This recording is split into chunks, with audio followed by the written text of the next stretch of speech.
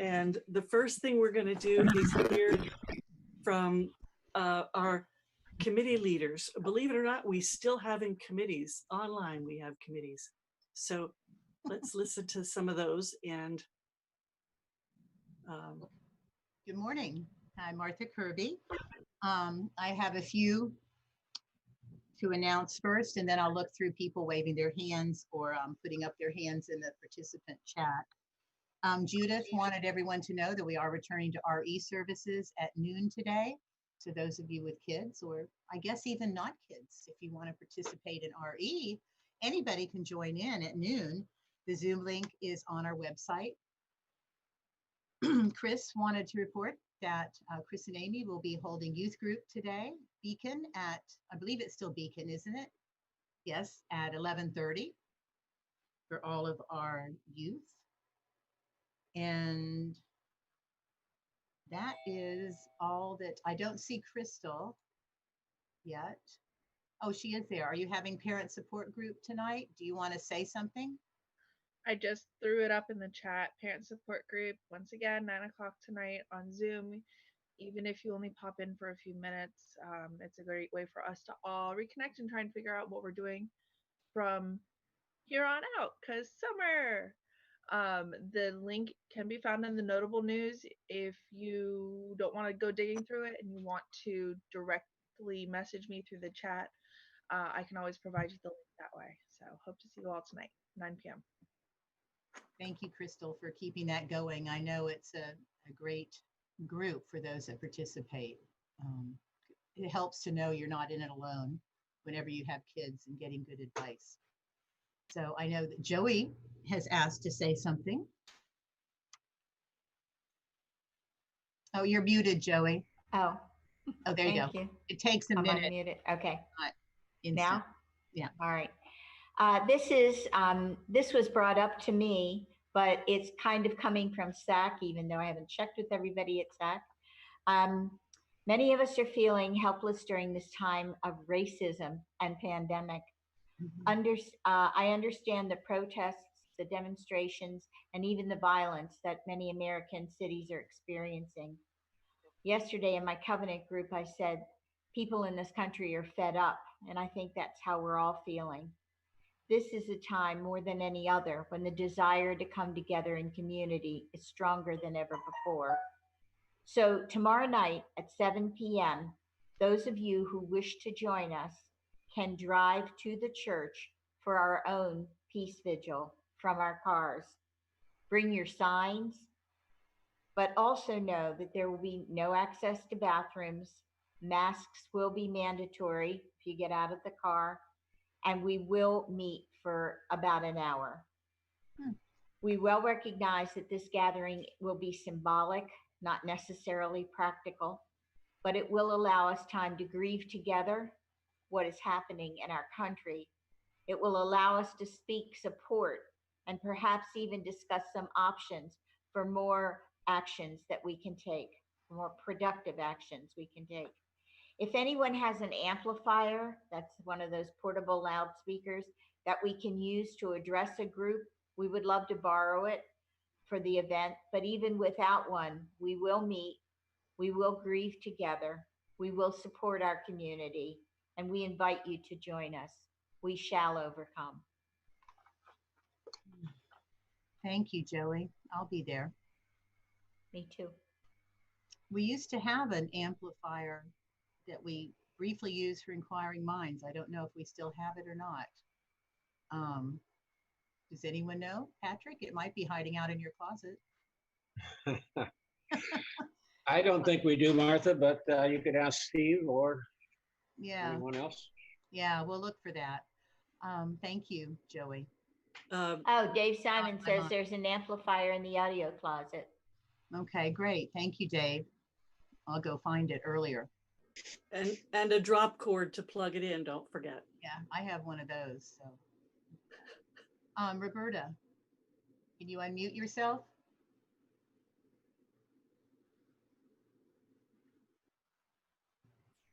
Women's group will meet the way we have been on Zoom at 7 o'clock, June 5th.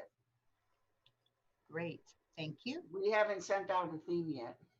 Okay. Let me look on the other screen and then I will. Thank you. Let's see. I don't see anybody with their hand raised or, oh, Janet has a hand. Let me, okay, go ahead, Janet. Hi. Yeah, so I want to invite everybody who's interested in music to come to a choir Zoom meeting. We've been still having choir meetings, and we've been having them every 2 weeks, Wednesday night at 5 p.m. And so the next one will be in a week and a half. And you notice I did not say rehearsal. I said meeting, because it is virtually impossible to sing chorally online through Zoom. So what we have been doing instead is working on our music reading skills and socializing and having fun, and we even play word games. So if you feel like you want to just join a fun group for a while and work on your music reading skills, this is your opportunity. And the great thing about Zoom actually is that if you want to participate but you don't want people to hear you, you can just mute yourself and you can sing along, and that's one way of doing it. So anyway, I have I think I've covered everything. So my email address is right there in the chat. So hope I'll see some more of you in a week and a half. Very good. Thank you. It is a lot of fun. Evelyn, you want to talk? Okay. I'm unmuting. I wanted to pass the word to Janet. I will send it to her via email, this extraordinary article from the Washington Post on how to sing on Zoom. So I will forward that to her. Great. Your feedback is a lot better today, Evelyn. That was great. We didn't hear any background noise. My son has me connected with these little ear thingies, so perhaps that's improved things. Very good. Very good. Okay, I don't see anyone else with a hand wave. Kelly's got her hand up. Who? Kelly. Kelly. Oh, well, did you want to go before or after Sarah? I'll go whenever you need me to go. It's for the drawing, so just let me know. Would you like her to do the drawing first, Sarah, or would you like to go first? Okay, do the drawing first. Okay. So Kelly in here. Sorry. Hello, viewers. It's Kelly and Mia for week 4's drawing. I do want to say that we were not able to pull off our creative 4th video, so we're going to do it here in front of our lovely congregation. So we do have our little container of raffle winners, and so Miak will be here to do the drawing and announce the 4th week winner, and this is for Chris's homemade toffee. And don't forget, we do have our final drawing this Sunday, today, at 5 o'clock for the shortbread. But this is for the toffee, and this is for week 4. Thank you so much. We had a great turnout for pledges last week, and we really appreciate it. And here is Miak for the drawing.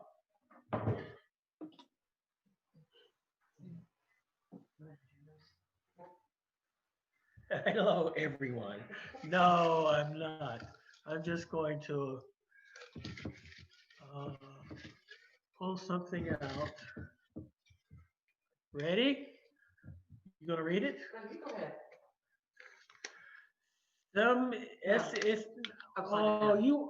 Upside down. Laura Owens. It's so much easier to read. Laura Owens, congratulations, Laura. Thank you. I can't wait. Thank you very much. And thank you, Chris. Where's Chris? Oh, Chris, thank you. That's awesome.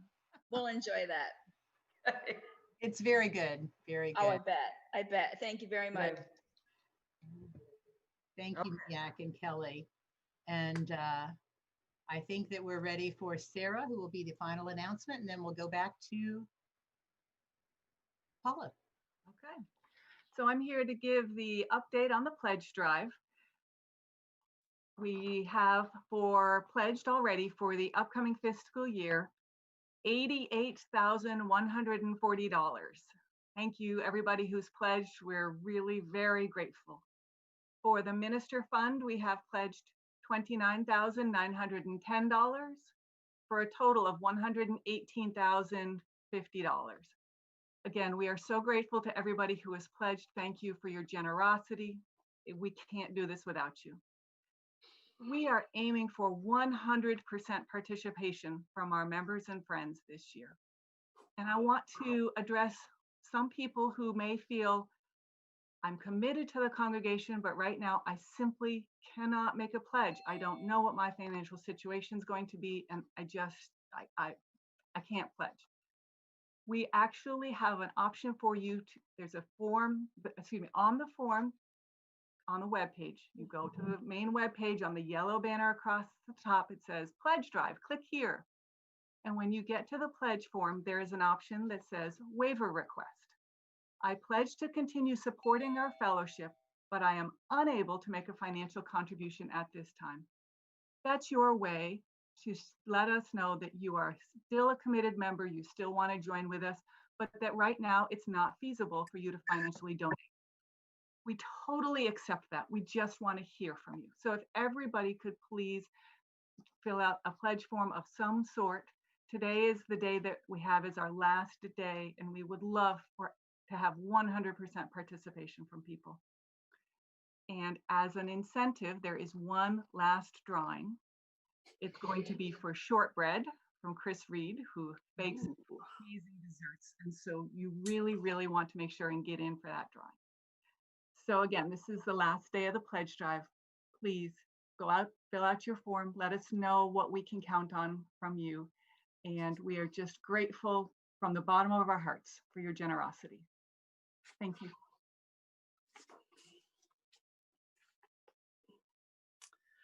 Okay, opening words this morning. People sometimes ask, is Pride a protest or a party? And the answer is, of course, yes. And why not? Why not rejoice as we resist, dance as we demand change, celebrate as we create community that delights in all of who we are? So bring all of that with you this morning. Bring your policy demands, bring your glitter, bring your Supreme Court broken heart, bring your rainbow socks, bring the emptiness you feel for our siblings gone too soon. Bring your Gloria Estefan remix tape, bring your tender hope for change, bring your most garish eyeshadow, bring your spirit tattered and battered by a world that seems insistent on choosing fear and hate. Gather up all these things and bring them here to a place where we don't have to shoulder these burdens or celebrate these joys alone. Come, let us worship together. This is from Reverend Hannah Roberts Villeneuve from the UU Church of Cheyenne, Wyoming.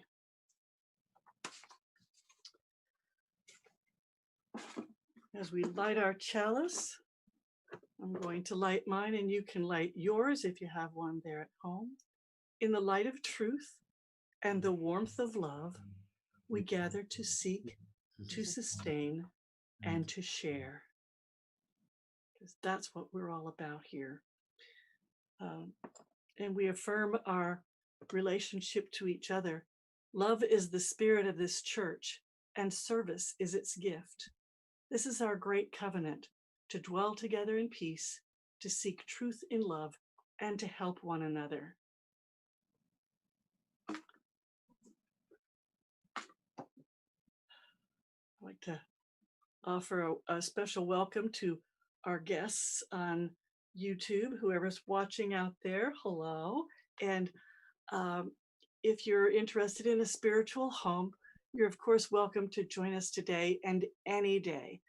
And if the way we live our lives and the things that we believe in, our 7 principles, works for you, you're welcome to join us as a permanent member.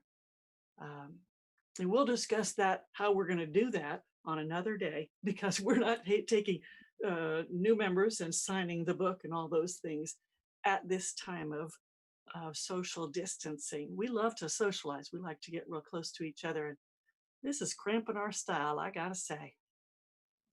So welcome and enjoy the morning with us. And hopefully we'll see you again soon. in this congregation, we share our joys and concerns with one another. If you're watching on YouTube, all you're going to get is a little graphic and music while the membership shares joys and concerns. And I understand that I have a helper in doing this.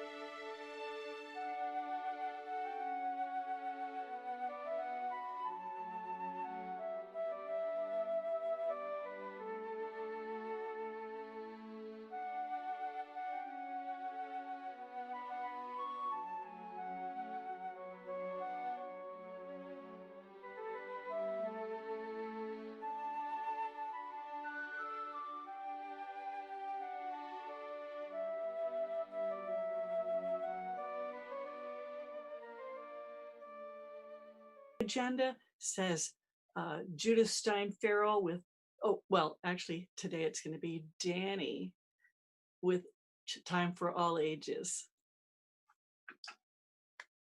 Good morning, everybody. Yes, I'm actually opening up for Danielle.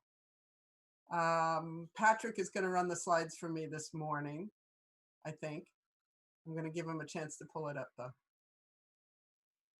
And if, there we go. Danny is my daughter. She wrote this story last year in honor of Transgender Day of Visibility.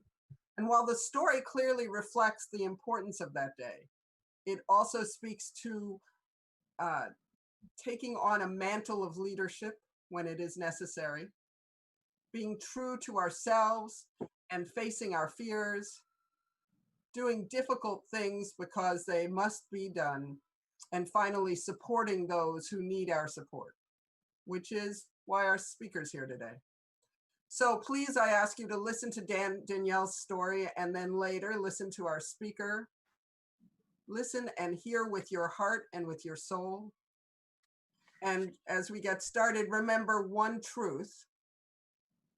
Remember that this otherwise fictional story has the very actual biological truth that clownfish can indeed change their gender as they need to. Now I turn it over to Danielle. Hi, everyone. Okay. Once upon a time, in the deep blue sea, lived a school of clownfish. Everyone had their job, and everyone knew where they fit in.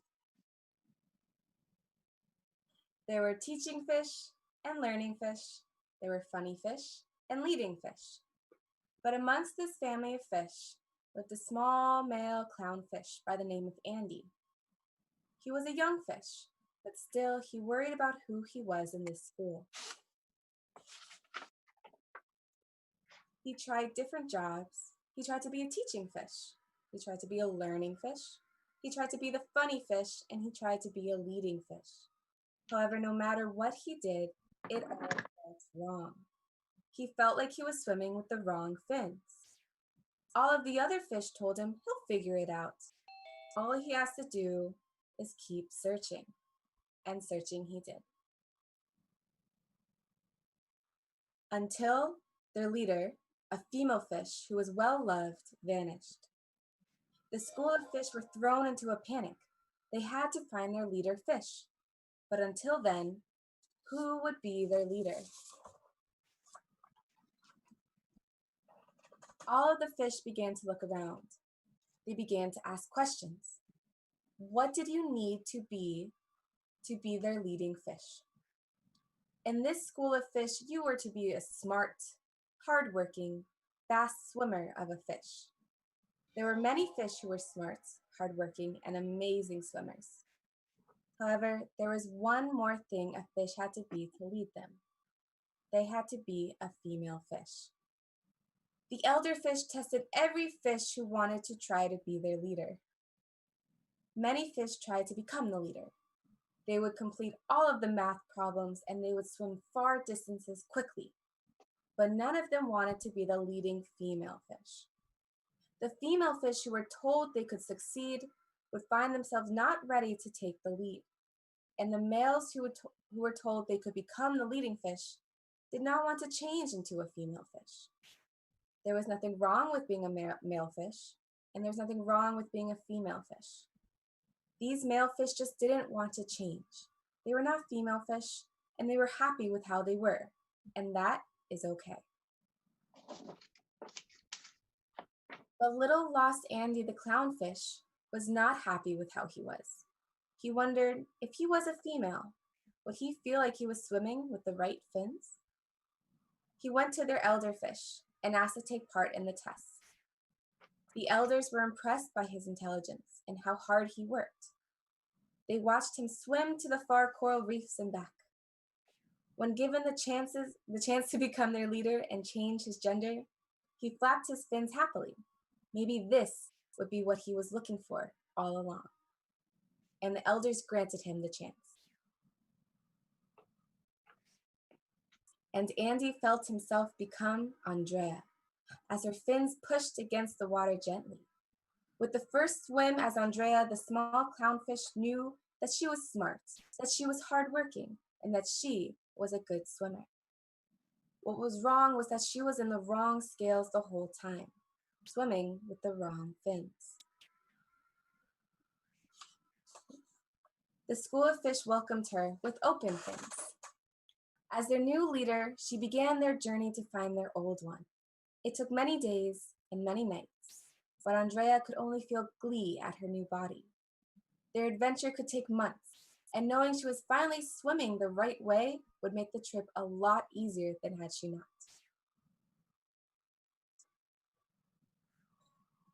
When they finally found the other leader fish, who had relaxed on a coral reef amongst other clownfish, Andrea introduced herself.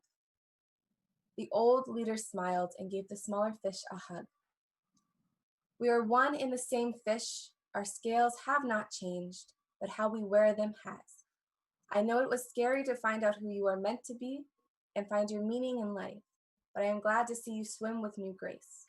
Lead them well. It is your turn. The end.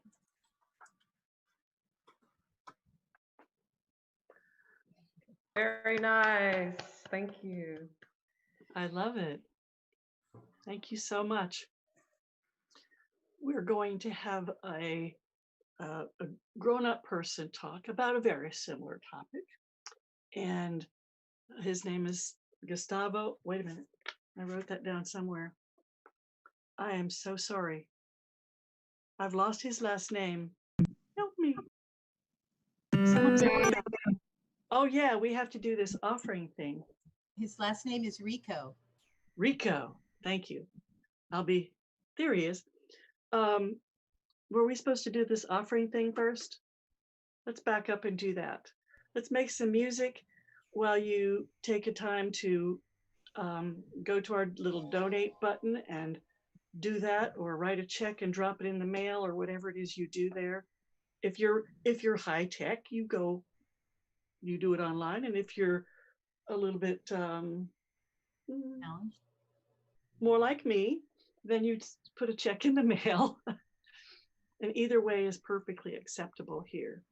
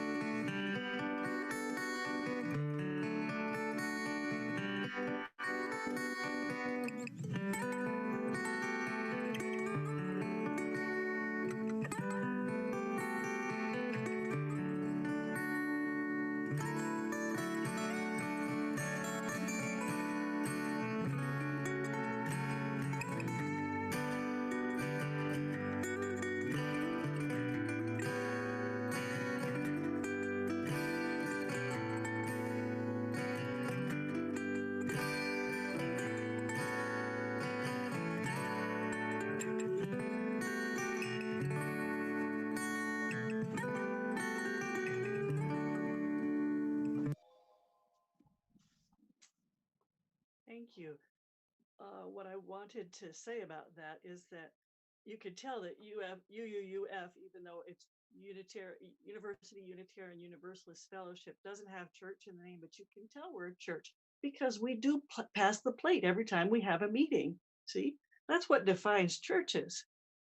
And it's been said that the majority of money donated to churches doesn't make it all the way to God. Well, duh. We are expected to put it back to work, and we do. 40% of what we get, as you read on your screen, goes to charitable organization, and we have a committee that thinks about that really long and hard, and we use the rest to pay our bills, to cover a few salaries, pay our electric bill, stuff like that.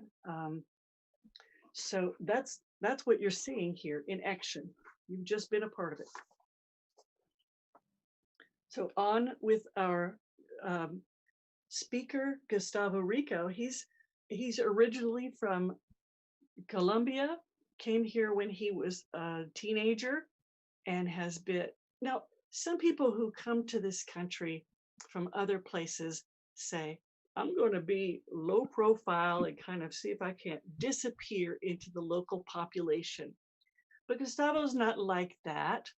Gustavo says, I'm going to grab up this new country in a big bear hug and make it know love. And so that's what he's been doing in other organizations, as well as with the Zebra Coalition. And he's here today to tell us about that.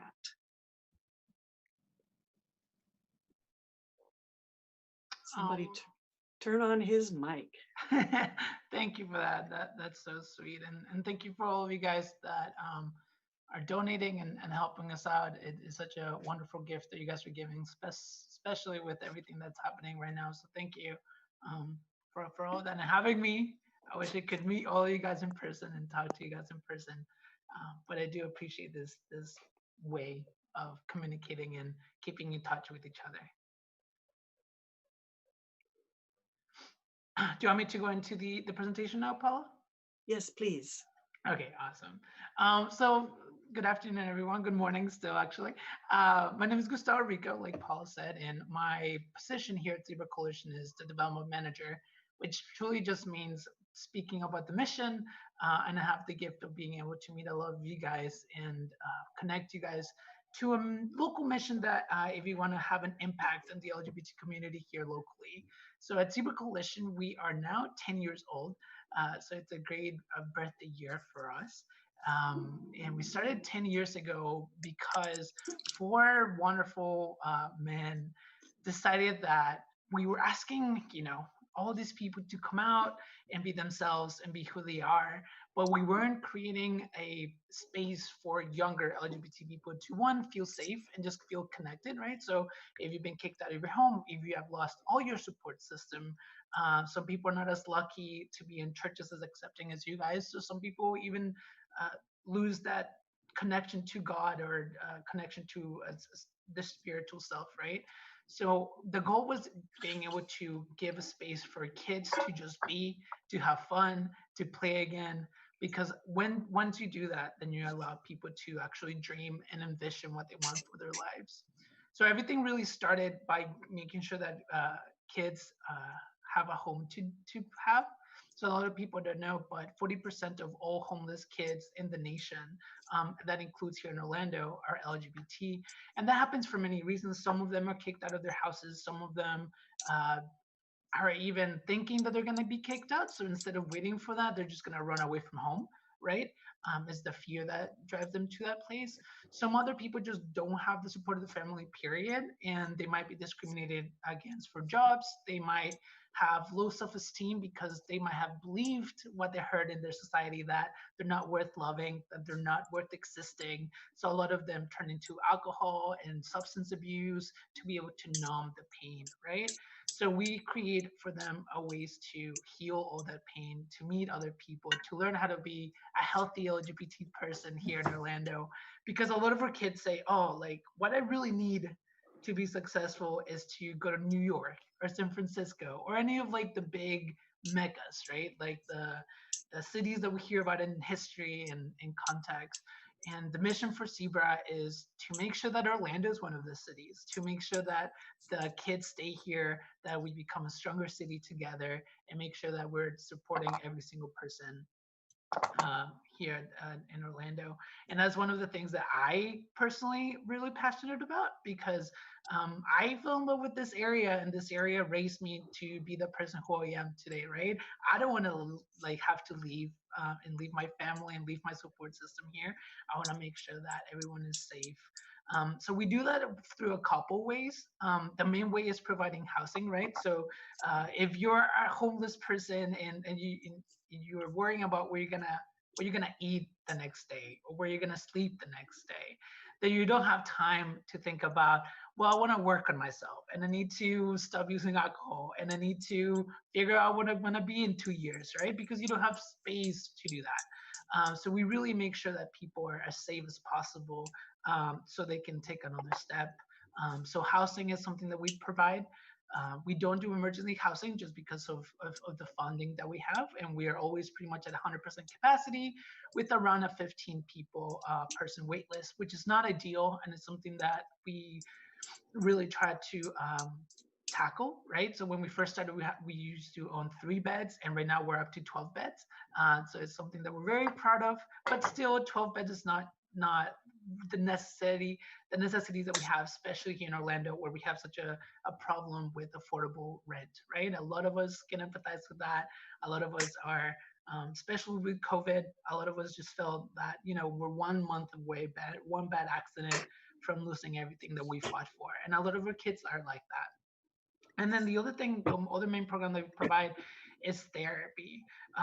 And that allows us to go and meet the person where they're at, right? So once they're stable, once they're ready to feel like they can take on the world, we're gonna go and start talking to them about how they're feeling and what are they envisioning for themselves. And I think a lot of people expect sex stories to be, hey, this person was homeless and in 5 years they own their own business and they're self-sufficient and they're just killing it, right? Which happens, and it happens a lot because these kids are amazing. But the true success stories and what your donations are helping do is as little as kids being able to truly in their hearts understand that they're worthy of love, they're worthy of belonging, knowing that they're not alone, right? And a lot of it is unlearning the things that they have heard, that you kind of internalize yourselves. And those are the successes. So like we have kids that are like, oh, like I definitely think I'm worth it. And they start really working on their sobriety. And we have kids now that have been sober for 2-3 years, thanks to the work that they've been able to do and thanks to the support. None of the therapy, it's always free. We never charge. There's also no limit to the therapy. So a lot of places are able to provide 5 sessions, 10 sessions. But at Zebra, we know that the trauma, sometimes it's so deep and it takes so many years to build that you might need years of therapy. And we're okay with that. And we're ready to support your whole healing journey so someone can use therapy as long as they need it. Usually that takes 3 months for some people, sometimes a year, sometimes 2 years. It just really depends in your special situation. So those are the 2 main programs that we have. Those are the 2 main ways that we help people. The other way that we help people is every single time someone comes in, we're going to do an assessment for them, right? We're going to figure out what is it that they need, where they're at, so we know exactly how to help them. Because if you have ever worked with any social service organization, especially homelessness, every single case is different, right? If someone is homeless because they don't even have a GED and they're having a hard time finding work, that's a whole different reason. Or we have cases where people have a bachelor's degree, right? But now they just don't have a place to stay and they just need a couple months to figure it out where their new job is going to be. And it's easier to get them out of the homeless situation. So it's truly a one-on-one situation. So anyway, so we do an assessment with them and we figure out what they need. And we're able to give people, if they need transportation, we can give them bus passes. If they need help paying for their medicine, we can pay for the medicine that they might need. Toiletries is something that we give out a lot. People underestimate the amount of money that we spend on just soap, right? Shampoo, lotion, whatever it is they need to take care of yourself. And people, sometimes people like, like a haircut, right? Like if you don't have enough money for a haircut, a lot of us, especially through COVID, have felt what a haircut can do to your mental state, right? A lot of us still haven't gone to get our haircut. And once you get a haircut, you're gonna feel different. You're gonna feel that it changes your perspective on things and how to do. But that is something that a lot of homeless people can afford. So we make sure that we connect them to the right people. So we have a lot of services like that. But the main thing and my favorite part about Zebra Coalition is the fact that we are a coalition. And what that means is that we just don't have the staff or the time to recreate every single social service program in Orlando, right? We can't create the LGBT organization for social services, an LGBT organization for this and that. It's just impossible. So one of the things that we do is we partner up with different organizations that help us do the work that we do, and we connect them to the kids that we need to do. And the way that we do that is, one, so we train them. A lot of partners come to us and say, hey, we want to be supportive, we want to help you out, but we don't know how to do that. We want to be LGBT supportive, but we don't even know what transgender means, right? So we do offer trainings, and we come out and speak to people. We answer questions.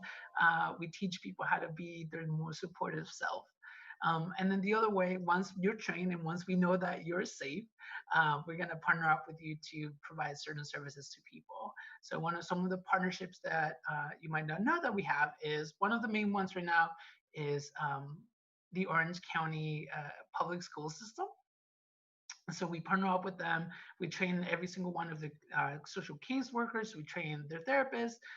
We also train the teachers and help them give resources so they're supportive at school, right? Because a lot of the kids are going to be, a lot of them are going to be out at school before they're out to their parents, just because it's easier and safer for them to do that.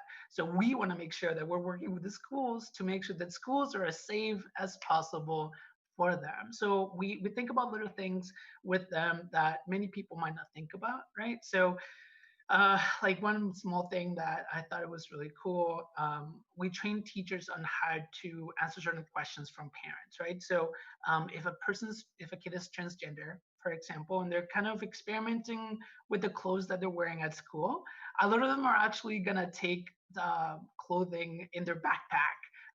Or a friend is going to bring them to them, and they're going to change once they get to school and wear what they want to wear to school, and then they change back and then go home. We've had cases of parents calling teachers and be like, hey, what type of clothing was my kid wearing? Like, just to like catch them. And we train teachers to just respond if the kid is following wardrobe protocol. I forget what it's called. But making sure that they're just like wearing the right clothes appropriate for school, and they just say, and they are trained to just say, yep, your kid is following protocol, no reason to worry, which is the truth, is not a lie, but it also makes sure that you're not outing the kid to the parent, because that can become its own different problem. So we work with different partners to be able to accomplish as much as we can with as little resources that we have. We only have 10 full-time staff. It's 5, I'm sorry, 5 full-time staff, and the rest are a lot of our interns that help us out with the kids. So we have 2 full-time licensed mental health counselors who are trained on trauma-informed therapy. In trauma-informed therapy, it's therapy that takes the context of people's lives to go into therapy. So if you're an LGBT person and you might be Black and you're transgender, the impact that trauma has to you in a society is different than if you were in one of those demographics, right? So our therapy is informed by that, and we do science-based therapy to be able to help people through their shame, through trauma, and we do that because of those 2 therapists that do the great work. And then underneath them, we have a team of intern therapists. And what that means is kind of like in the medical profession, you have, when you graduate from medical school, you become a resident. Sorry, I almost forgot. You become a resident. That's the exact same thing as people that have gone through schooling. They are ready to take in clients, but they just need supervision as they get more and more experience under their belt, and they usually need a year to 2 years of being able to do that, and they can do that at Zebra, and they kind of get trained on how to talk to LGBT patients. So we do, the cool things about the program is, one, we make sure that we provide free therapy for the kids, which is truly life-saving. And if you want a little plug-in, if you want to see the impact of that, we just launched a social media campaign which tells the stories of the kids and their perspective on therapy, which is something that it's a lot of fun. to do. So if you want to hear their stories, make sure you guys follow us. But yeah, so we give free therapy to kids, but then also we're training LGBT practitioners who are going to graduate in a way from Zebra Coalition, right? And they're going to have all this knowledge to then take with them when it comes to private practice or when it comes to another social service organization. They're going to be able to know how to take care of their LGBT clients, which is a little bit different than if you were an LGBT. You have different concerns, and you have different needs that you might need from your therapist. So that is one of the most things that we do, and it is thanks to you guys and the partnerships that we have. One of the other things that we do is outreach. Is one of the reasons why we're here, for you guys inviting us, and that is truly the religious component of our work is truly something that we feel very passionate about, because this is a support system for a lot of people, and you guys are gonna have LGBT congregations, and the kids and grandsons that are LGBT, they're going to know that there's like this group of people supporting them and backing them up, and that is life-saving when everything else in your life is breaking down, right? It's just knowing that you have a lifeline and you have people that have your back, which sounds very minimal, and it sounds like it should be just like the things that we take for granted, but it's truly life-saving, because it allows people to have hope, and that's pretty much all you need as a human to be able to defeat any obstacle that life throws at you. As long as you have hope, and as long as you meet other people that have gone through what you're gone through, that is truly all what you need. But yeah, I don't know if anybody has any questions. It is my first presentation on Zoom, which is a little bit different because I don't get to see your expressions or your faces, or see what you guys might have questions on. And I don't know if we have maybe time for one or two questions.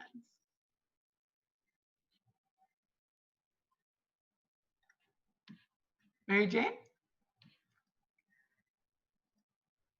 Yeah, I just wondered, do you also, I've passed your little office building many times, and I always wondered, do you actually have a space that the kids can go and hang out? Yeah, so the building that you guys will see, it's in Mills. If you haven't seen it, Mills 50. That is the main center where the kids are gonna go actually and go hang out. So that's where we have all their support groups for the kids. That's where we give out free food. We have a shower available for anybody that needs it. One of the main things that the kids come and do is charge their phones, right? So the phone is a lifeline when you're out in the streets. So they're gonna come out and just charge their phone. Some people just want to come and take a break from the Florida hot sun, right? So they're gonna come in and just like have some food, chill out. Some of them just put on headphones. They're like, I just need alone time. I just need AC for right now. And that's kind of what happens in that building. All of our other kids and all the housing is situated around Orlando. For one, just anonymity, just making sure that people don't know where they're at. And two, because that's the best way that we know how to fund housing right now instead of housing one single building. Thank you, Gustavo. Paula asked me to manage questions. We'll take just a couple more. I wanted to read a couple of comments from the chat room. I don't know if you can see that, but from Amy, Gustavo, you're a natural on Zoom. What type of volunteer help do you need? Does your website list supplies or donations, just beside money? Is there a list there of things you need? Yeah, so great question. So volunteers is something definitely that we need. It is harder to work with the actual kids themselves just because we have very few positions, and those positions kind of stay there for a while, right? Because they're just fun to do. And it also takes longer because you have to be background checked, you have to be trained, you have to do all these things instead of just throwing you into these kids. Because while our kids are the most powerful champions that I have met, they're also kids that learn how to survive in the streets, right?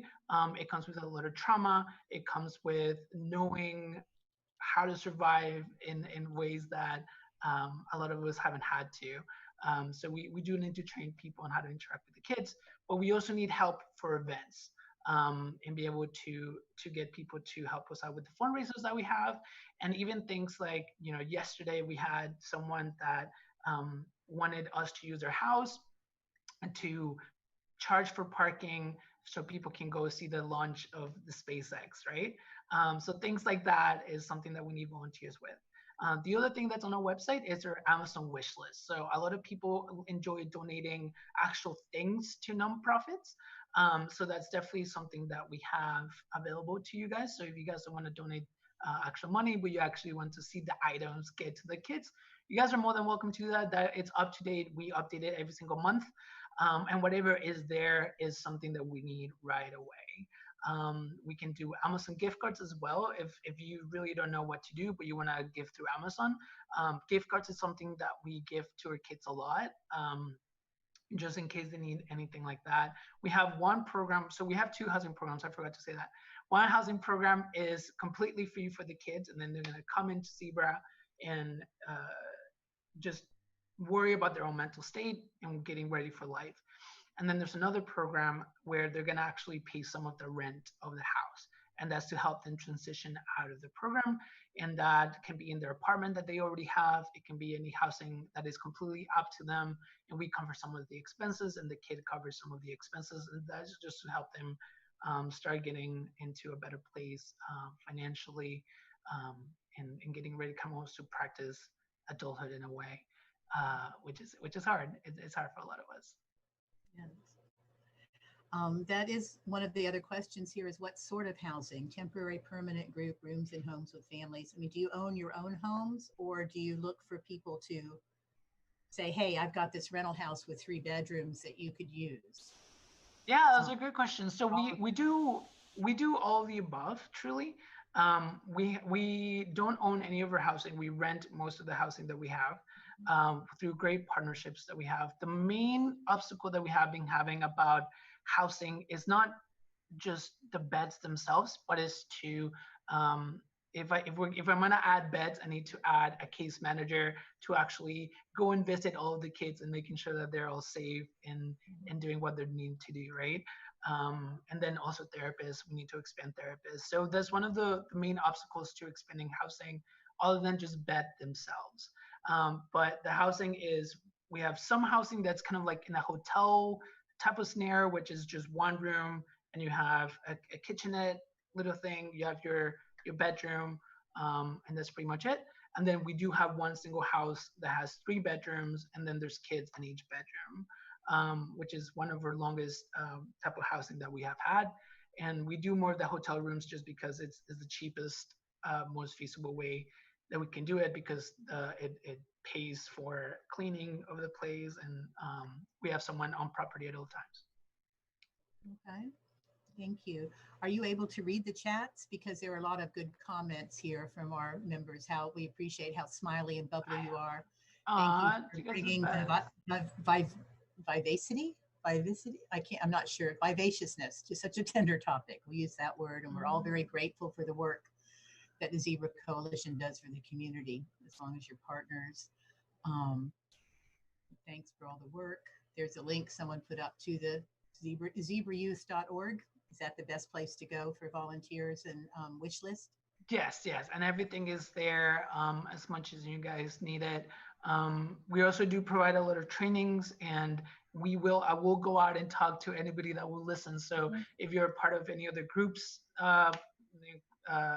like Kiwanis clubs, Rotary clubs, any other social service clubs, please feel free to reach out to me. I'll put my email on the chat in case you guys need it.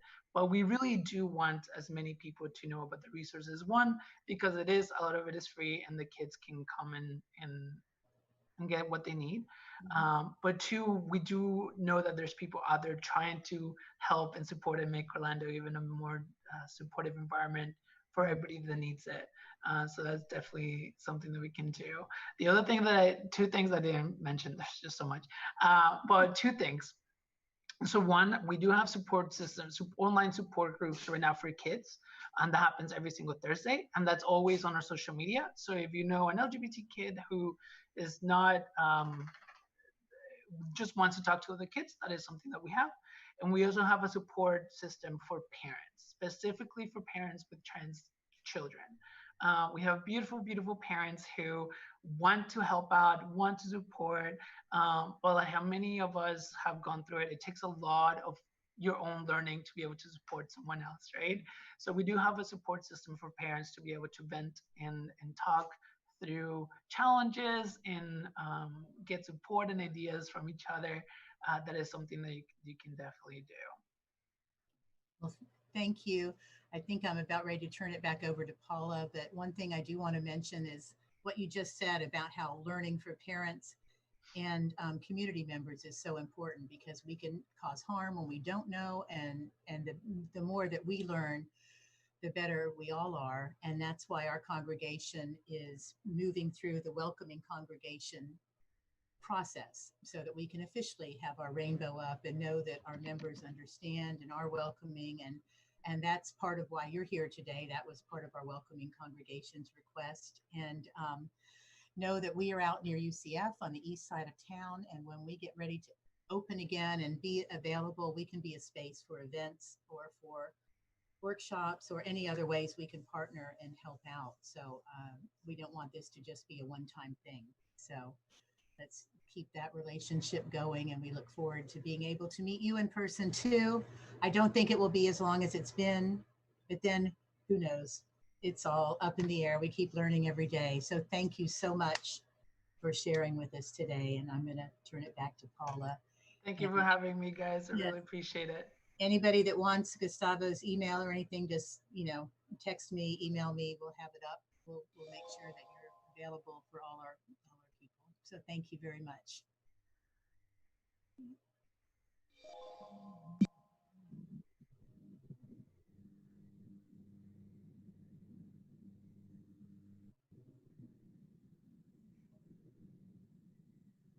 Back to you, Paula.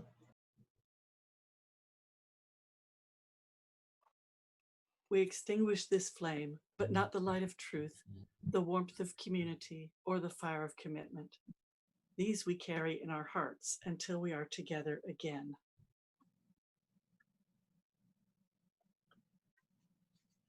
My closing words come from Robert F. Kaufman. We have come together to share our deepest concerns, speaking words of inspiration and hope. We have committed ourselves to do what we can to ease the burdens of those who suffer, to stand for decency and compassion. We have pledged to work for a more wholesome environment for us and for all the generations that will follow. But these are just words. The songs we sing are just songs. All our reflections are just idle thoughts. When we convert them into loving and responsible action throughout the week, then and only then will this morning become what we want it to be, a time of worship. And before I go, I'd like to offer my thanks to, you ready? I wrote them all down. Gustavo, of course, first and foremost. And I've lost my paper. I hate when this happens. I have Gustavo and I have